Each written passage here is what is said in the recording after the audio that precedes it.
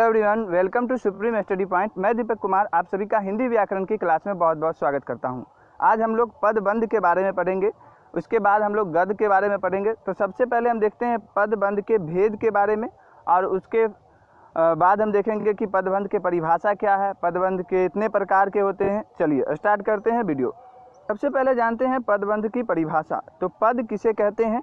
तो वाक्य से अलग रहने पर शब्द और वाक्य में प्रयुक्त हो जाने पर शब्द जो होता है वो पद कहलाता है।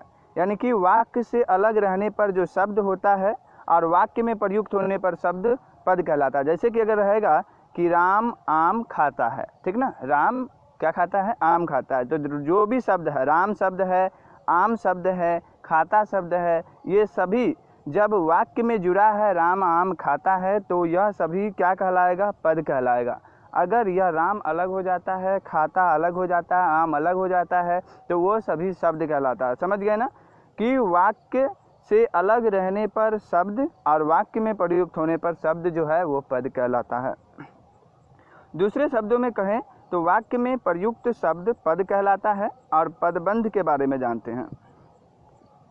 जब दो या दो से अधिक पद नियत क्रम और निश्चित अर्थ में किसी पद का कार्य करते हैं तो उन्हें पदबंध कहते हैं। आप अगर 10th की या 12th की तैयारी कर रहे हैं या फिर किसी भी कॉम्पिटिटिव एग्जाम की तैयारी कर रहे हैं जिसमें कि हिंदी व्याकरण से संबंधित क्वेश्चन पूछा जाता है, तो आप इस वीडियो को लास्ट तक देखिए और समझ में आए तो वीडियो को लाइक कीजिए।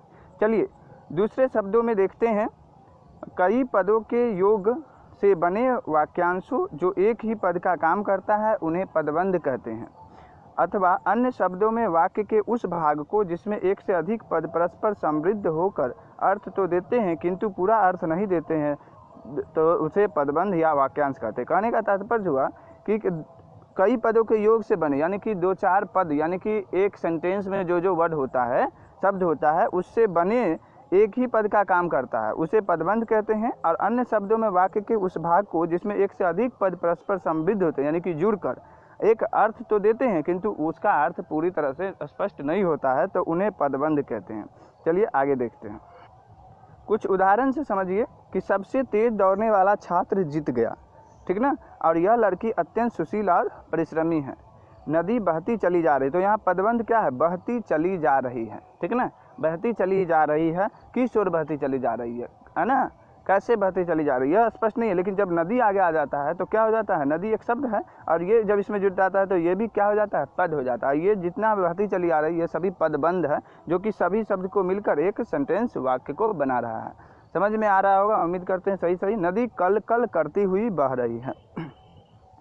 उपर्युक्त वाक्यों में काला छपे शब्द पदबंध है, ठीक ना, स्पष्ट रूप से हम लिख दिए हैं कि ऊपर में जितने भी काला छाप से, गहराई से जो छपा हुआ वो सभी पदबंध है। और पहले वाक्य के सबसे तेज दौड़ने वाला छात्र 5 पद है, ठीक ना। सबसे तेज दौड़ने वाला छात्र में कितने पद है? 5, 1, 2, 3, 4 और 5 पद है ना। ये चूँकि शब्द में ये सब चूँकि अभी वाक्य में है इसलिए इसे क्या कहते हैं? पद कहते हैं। अगर ये सभी अलग अलग हो जाए तो इसे क्या कहेंगे? शब्द कहेंगे।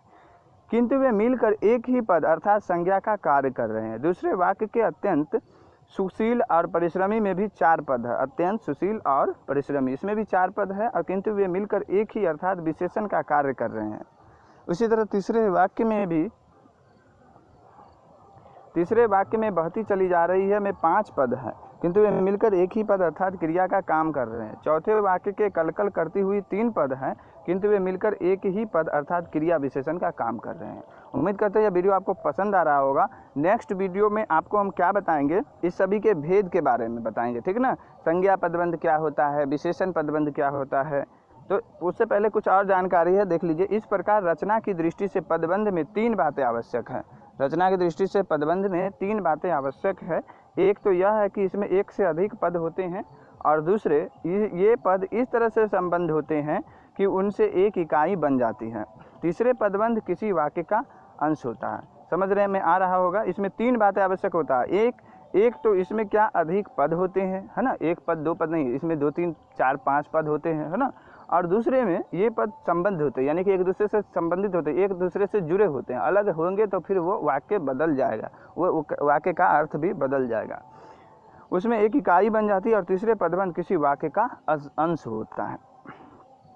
अंग्रेजी में इसे फ्रेज कहते हैं, अंग्रेजी में इसे फ्रेज कहते हैं। इसका मुख्य कार्य वाक्य को स्पष्ट, सार्थक और प्रभावकारी बनाना है।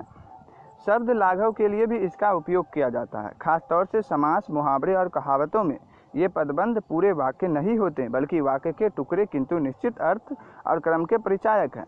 हिंदी व्याकरण में इन पर अभी स्वतंत्र अध्ययन नहीं हुआ है, पूरी तरह से अभी जानकारी आप लोगों को नहीं मिल सकता है। जितना दूर पदबंध क्या होता है इनकी तरह बताया गया है, लेकिन मुहावरा, समास, इस सभी पर भी अभी विस्तार से चर्चा हो रही है हिंदी व्याकरण में। उसके बाद नए नए जैसे जैसे व्याकरण आएंगे उसमें नए नए भाग दिया। किसी चीज़ में आप चीज़ देखते होइएगा, किसी चीज़ का 2 भेद बताता है तो कहीं पर 3 भेद बताता है ना। तो जिसी तरह संज्ञा को देखिए, संज्ञा में कहीं कहीं सर्वनाम का कहीं पर 3 भेद बताएगा तो कहीं पर 5 भेद बताएगा। तो ये सभी क्यों बताता है, उसका वीडियो बनाया हुआ है। संज्ञा, सर्वनाम, वर्ण, है ना, व्यंजन, जितने भी हिंदी व्याकरण का वीडियो है सभी वीडियो मिलेगा आपको। प्लेलिस्ट में जाइए, प्लेलिस्ट में एक लाइन से हिंदी ग्रामर का एक होगा प्लेलिस्ट, वहाँ से खोलिए और वहाँ से टोटल वीडियो आप देखिए हिंदी व्याकरण का।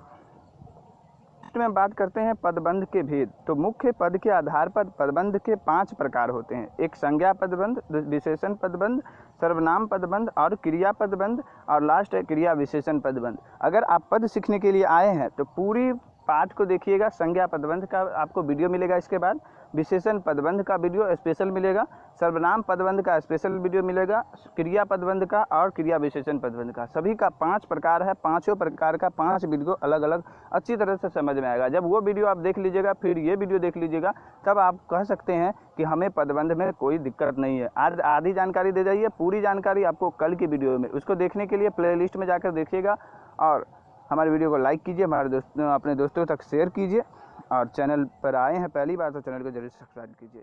मिलते हैं एक नए वीडियो में।